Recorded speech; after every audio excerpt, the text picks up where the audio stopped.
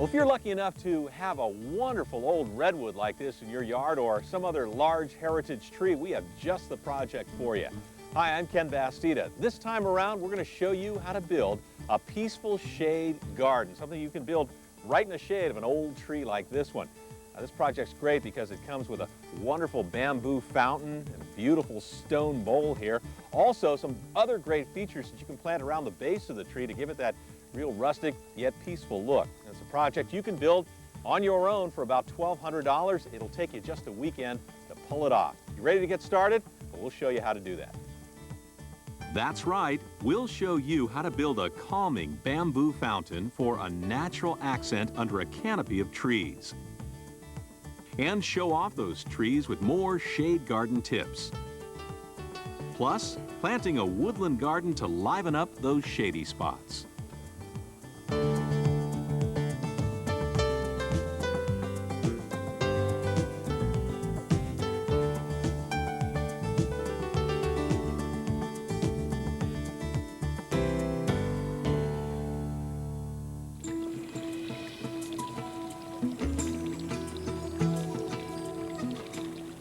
Well, this time around, we're kind of nestled in the redwoods here in Northern California at the home of Catherine Tsushima, and we're with our landscape designer for this project, Johan Kahlstrom.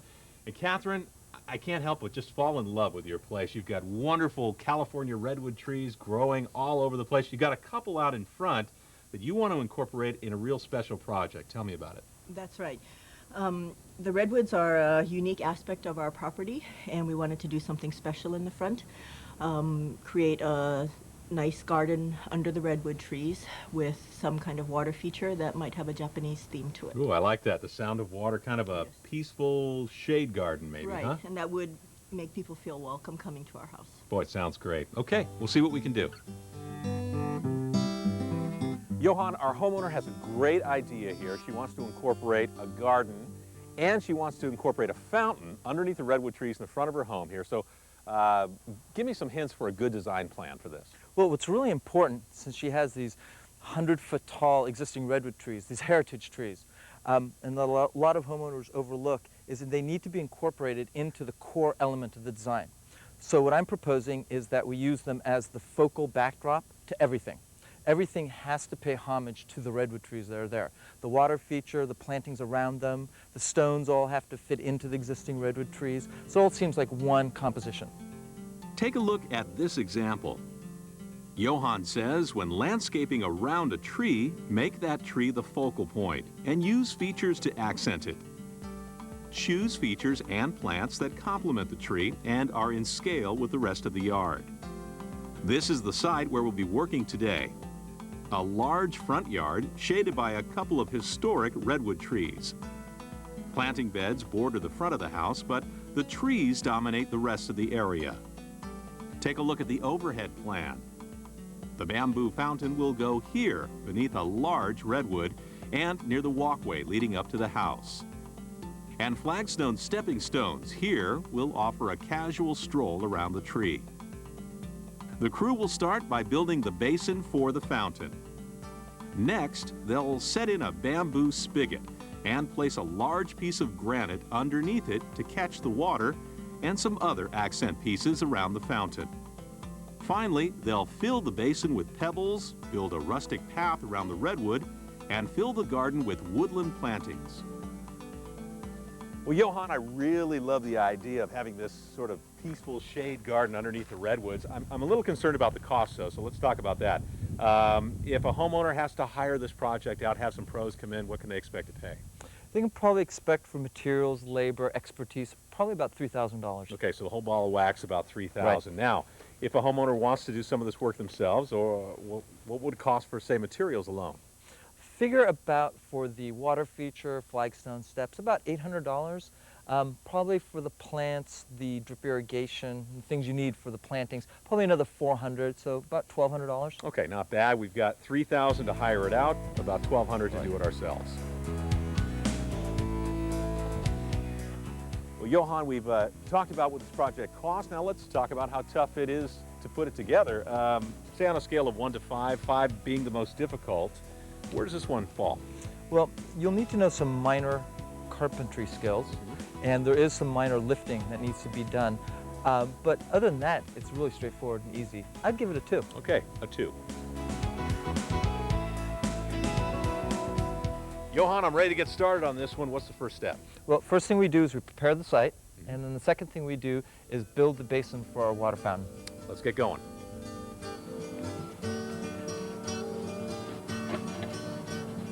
Johan says this project would take most homeowners just 1 weekend to complete, but he's building it today with the help of a professional crew. Start by clearing the area beneath the tree of any dead leaves or branches to make a level site for the bamboo fountain. Next, mark out the specific location for the water feature.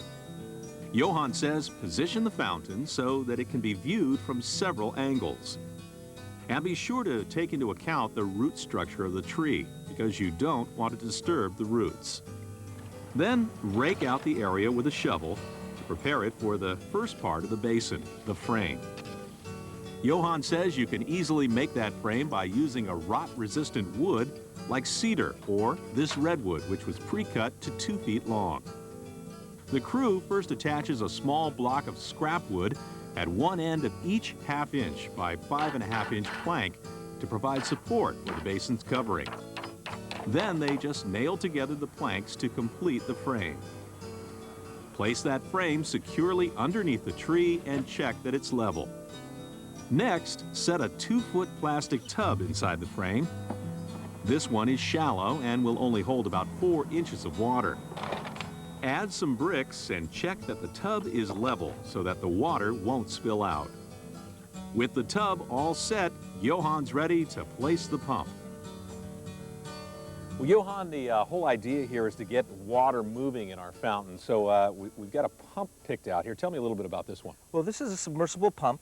It'll pump about 200 gallons per hour, and it costs about $40, $50 at any store. Yeah, you find these things all over the place. How's it going to work in our project? Well, basically, we put the pump in the basin, we attach the tubing here, and it pushes the water through the tubing, up through a bamboo spigot, and then down into our basin. That's going to look great. Now's a good time to make sure you have a heavy-duty extension cord and an electrical outlet nearby to get that pump up and running. Then go ahead and just set the pump into the basin and feed the wiring out underneath the frame. You'll also want to run a drip irrigation line into the tub, a simple step to keep it filled with water. Well, we're just about done with the basin. Don't go away, because when we come back, we're going to get started on that bamboo spigot, and we're going to show you how to plant a woodland wonderland.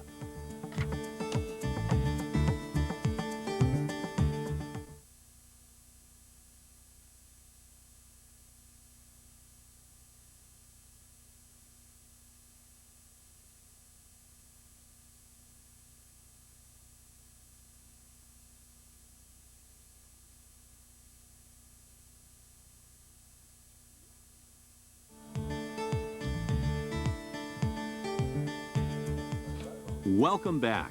We're building beneath the trees in this San Francisco Bay Area yard with landscape designer Johan Kahlstrom, who's showing us how to create a peaceful shade garden complete with a bamboo fountain.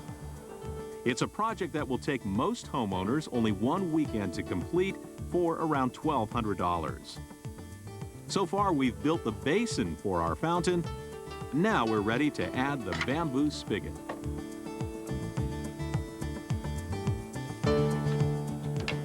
Well, Johan, your design for the fountain includes using a bamboo spigot. I know you got a piece of bamboo here. Tell me about how you're going to use it. Well, I chose bamboo for the front for a few reasons. One, it's very affordable. Both the post and the spout that we're going to be making out of bamboo is going to run us about $30. The other reason is that because bamboo's hollow, we can run the tubing right up through here, come out of the top. You're not going to see it at all. Johan says start by marking the bamboo to prepare it for cutting. For the spout, he's using a piece that's 1.5 inches in diameter, which he'll cut on a diagonal to about 20 inches long. Since bamboo can crack easily, Johan recommends using a fine-toothed hacksaw. And he says be sure to wear rubber gloves so you can get a good grip on that slippery bamboo. He's also already cut a piece of 2.5-inch diameter bamboo to about 40 inches for the spigot's post. Next, you'll need to drill several holes in the bamboo. The post needs holes for the pump's tubing, one that's large enough to hold the spout piece and a spot for the pin to hold everything in place. The spout should have holes for the pin as well and a small notch for the tubing. Now just go ahead and feed the tubing up through the bamboo post and run it into the spout. Then insert that spout into the post and hold it in place with a narrow bamboo pin. With the spigot complete, dig a hole about 1 foot deep next to the basin. Then just set the bamboo in place and attach the PVC tubing to the pump. Finally, fill in the hole so the bamboo doesn't wobble around and make sure that the spigot is plumb. Now we're ready to add the centerpiece of the fountain, the granite bowl.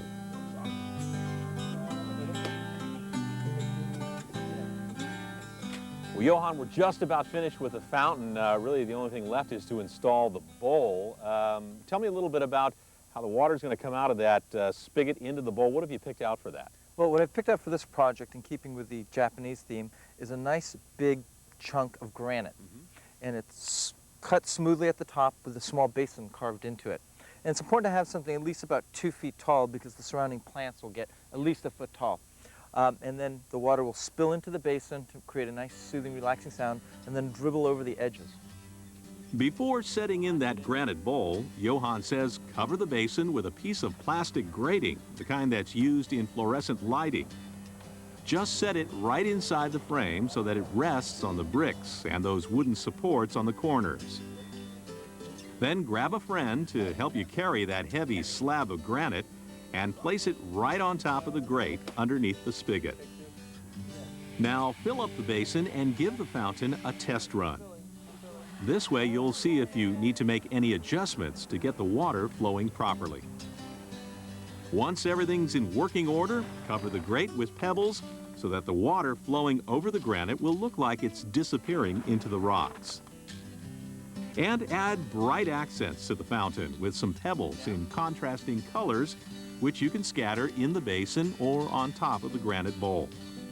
And finally, Johan places 2 smaller pieces of granite on either side of the fountain to help balance the look of the water feature. Well, we've got that fountain up and running. It's probably a good time now to take a little break and check out our planting plan.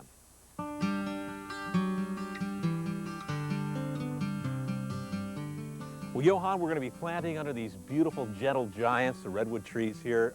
What kind of a plan have you picked out? Well, you know, it's a popular misconception that in shady areas you can't plant wonderful, brightly colored, blooming, long blooming plants.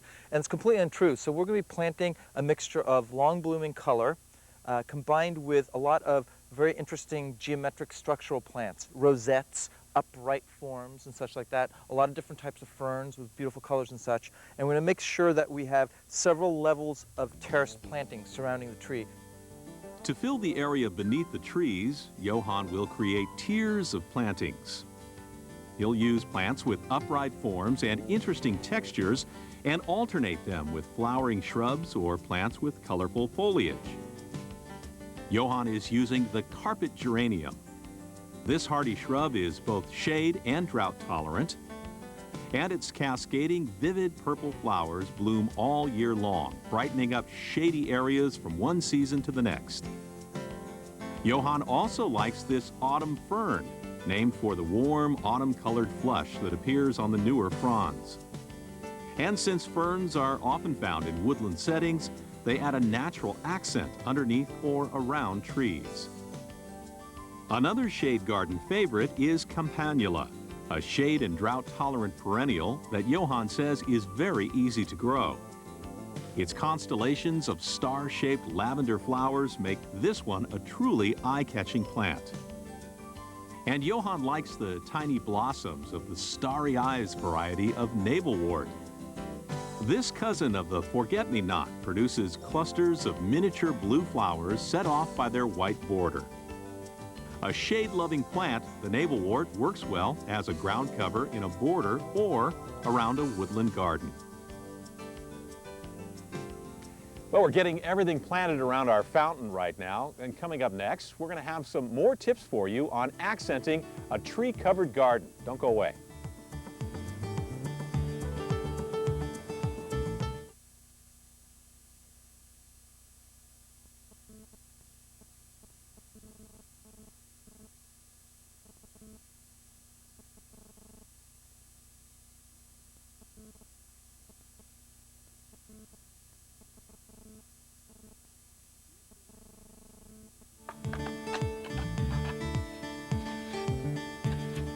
We're surrounded by redwoods in this beautiful San Francisco Bay Area yard where landscape designer Johan Kahlstrom is giving us insider tips on creating a peaceful shade garden, including a bamboo fountain and woodland plantings.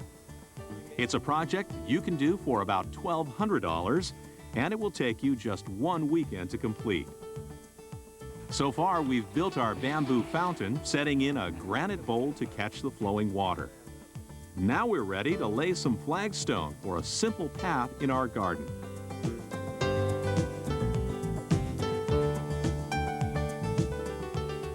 Well, Johan, your design plan calls for a flagstone pathway. It's going to kind of meander around the front yard here.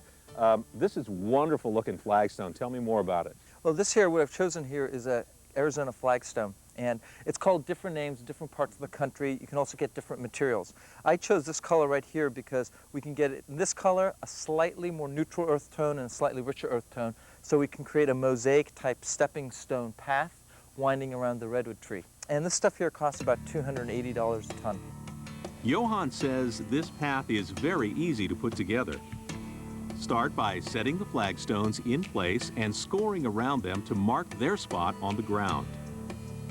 Next, remove the stones and dig a shallow hole about 2 inches deep, matching the shape of the flagstone.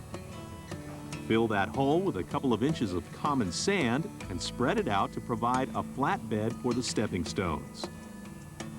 Then just set that flagstone back into place and use a little more sand around the edges to keep it secure. With our pathway complete, Johan has a few other tips on adding finishing touches to a shade garden.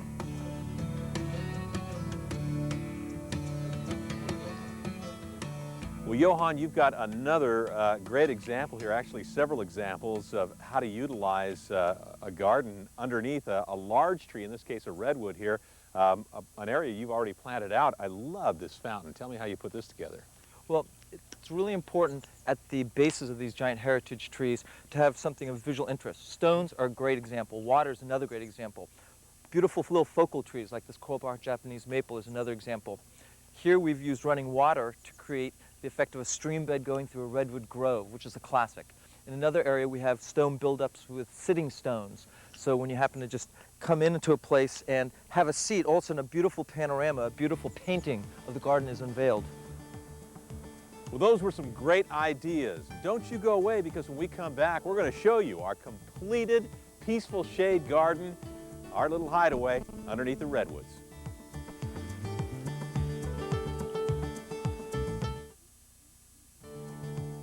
For questions or comments, please write to Landscape Smart, care of HGTV, Box 50970, Knoxville, Tennessee 37950.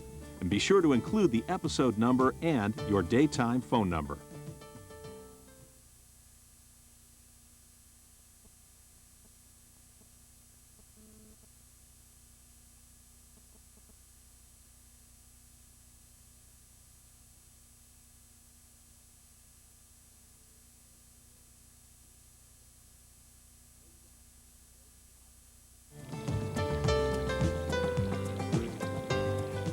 Well, you guys did a great job, and the project is finished. Our peaceful shade garden is a done deal. You ready to show everybody what we ended up with? Yeah. Sure am. Okay.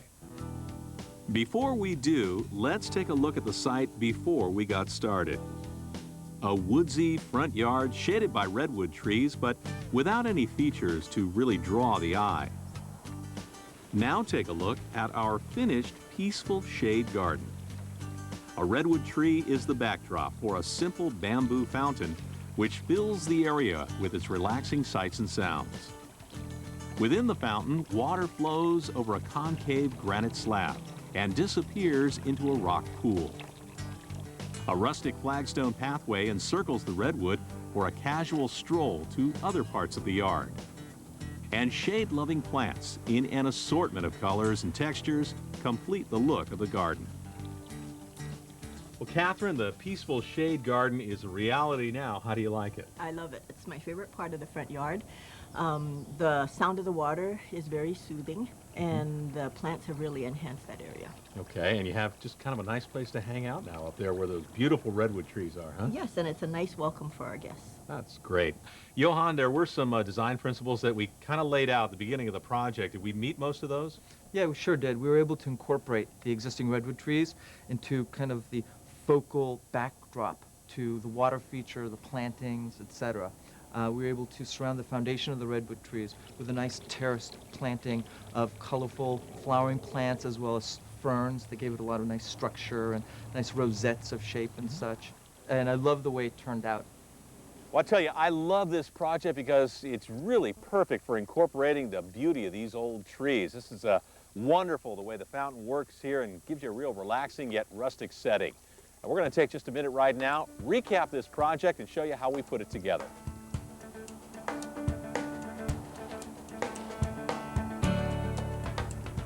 We started by building the basin for our fountain and setting in the submersible pump. Next, we built a spigot out of bamboo and placed it overhanging the basin. Then came the granite bowl, which we set underneath the spigot to catch the water. We filled the basin with a variety of pebbles to give the water a place to disappear.